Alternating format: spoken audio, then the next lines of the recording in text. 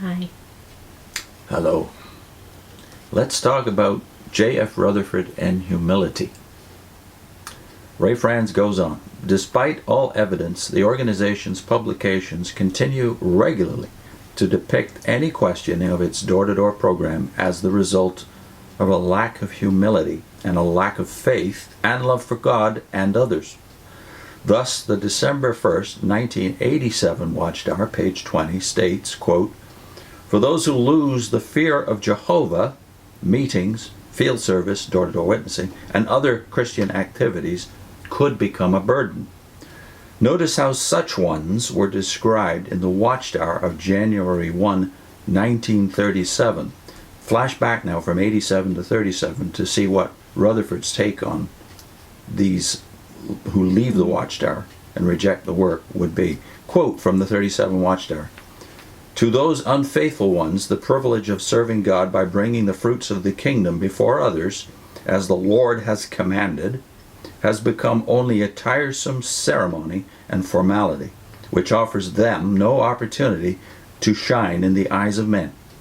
The carrying of the kingdom message from house to house in printed form and presenting this to the people is too humiliating for such self-important ones." That is the end of the quote from 1937, and then the 87 article concludes that paragraph with, "This is what can happen when we lose our fear of Jehovah, and along with it, our love for him." End of the quotes. This would make it appear that no one could possibly question the rightness of the enormous importance placed on the door-to-door method by the Watchtower organization, and to do so for sincere and conscientious reasons based on a study of God's Word and the evidence it forcefully presents. It implies that any doing so must be unfaithful to God, concerned about shining in the eyes of men, self-important, and having lost their fear of Jehovah and their love for him. It is worth remembering that this quoted 1937 article, as with all study articles of that time, was written by Judge Rutherford, who himself took no part in door-to-door activity. His own associates state that he viewed the work he did as of greater importance. He was not only the man whose voice was on all the phonograph recordings witnesses then carried to the doors, those recordings being the only way in which Rutherford vicariously ever went from door to door, who also gave all the principal speeches at any assembly, whose picture was carried on all advertisements of such occasions, with his name always prefaced by the title Judge. By the way, he was not a judge, technically, and often along with reference to his being the corporation president and a member of the New York Bar Association, which he was. This then was the writer who presumed to impute self-importance and a desire to shine to any who did not vigorously support the door-to-door activity he urged, but from which he viewed himself as exempt. I believe that a heavy responsibility accompanies the one-sided, slanted argumentation used to shore up the organizational claim that door-to-door activity is biblically taught and advocated, and that it was a distinctive method of first-century witnessing. It is not a matter of mere academic discussion and debate over technical points. It has an impact on people's lives, on the way they, on the way. I think it should be they. Yeah, it should be they. On the way they view themselves and others. The organizationally promoted door-to-door method has clearly been converted into a standard by which the spirituality of others and their love of God is judged. Surely any teaching which carries that consequence deserves a more genuine argumentation than is to be found in the organization's publications, a fuller, fairer consideration of the evidence and issues involved. What the scriptures show as to the actual meaning of the preaching of the good news of the kingdom will be discussed in a subsequent chapter. Here's the picture, one picture from the era of a bill. Yeah. And you can, I His think, picture? see Joe Rutherford's picture is right there at the top, and his Very name, big letters, his name. called Judge, not J.F. Rutherford, Yeah. which is technically mistaken or a lie, I would say. And yet the cult of personality that was very much there in the days of Russell, and then again here in the 1930s, this is the man who has the gall to accuse those who disagree with him of being self-important. Yeah. His name is on all the books of that period except one or two. And I think we've noticed that in recent years it seems to be going more back into that trend. Yeah. I mean, when I was a witness, I remember them always saying the reason that there was no names attached to any of the articles in the Watchtower was that these men were so humble that they did not want To draw attention to to themselves. draw attention to This is themselves. But now, since leaving, I realize that having no name on it also means no accountability. So in Christendom, yeah, they put their name to things, but what it does is it gives them accountability to live up to what they say. And I think that would curb any Eccentricity. yeah, silly talk.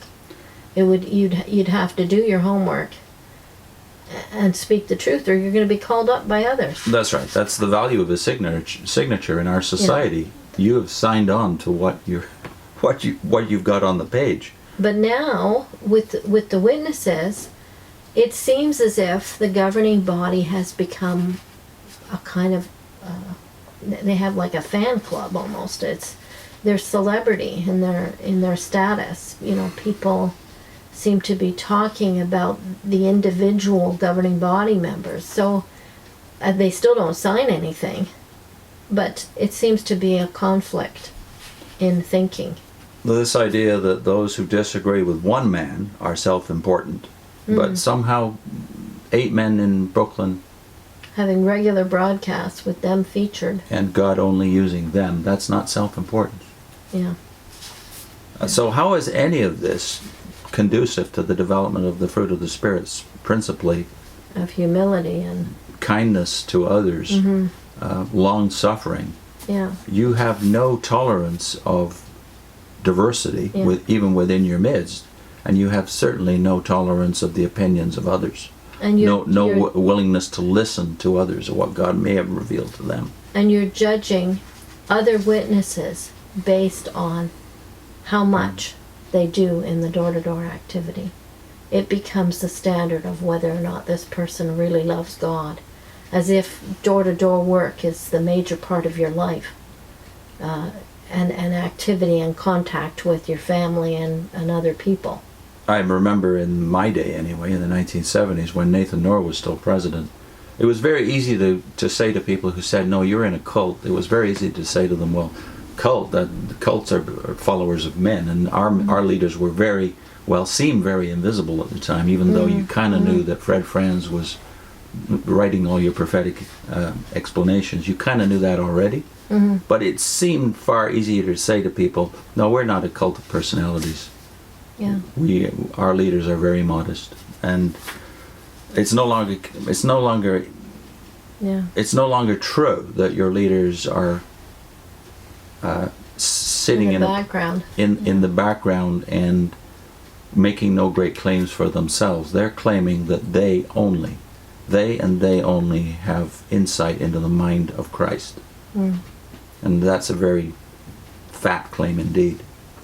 So when they accuse apostates, so-called apostates, of being self-important and thinking too much of themselves, it's unbelievable, really. I also think we should make a mention of the fact that the work that you could claim was being effective, at least, the door-to-door evangelism and that method of looking at God's work in the last days seemed to be effective because the numbers were there to kind of prove it in the 1970s, even though other groups were growing fast too. Yeah, but it was more the message, I think, that was drawing the people in. The message, the urgent message, was definitely doing that. But nowadays, even though they draw attention to someone like Nancy Ewan as somehow a heroic figure, you realize that even the effectiveness of the method is questionable, because Nancy Ewan, jailed for 20 years for going door to door, is not an effective signal or symbol for your work unless that method itself works. And now in the Western world, despite 10,000 hours being spent in ministry, only one disciple is being made. And then also in China, we see Christianity having great success without doing door-to-door work. We might put a plug in here for Niall Ferguson, Niall Ferguson,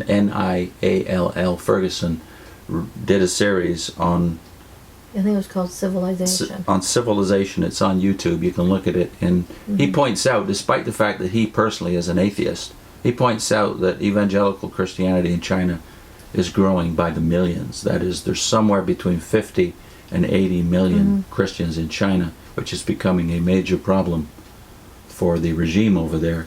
But they're not there because someone knocked on their doors. Yeah. Some other form of evangelism, though, is working. Now that sets up the next discussion, which is, what is the chief reason that Jehovah's Witnesses aren't free? And returning again to the first chapter, where he discussed that the fact that the gospel of grace, frees people to work for God. But legalism is the opponent of Christian freedom. So in chapter 8 of In Search of Christian Freedom, Ray next addresses legalism, the opponent of Christian freedom, starting with the text, "You are not under law, but under undeserved kindness."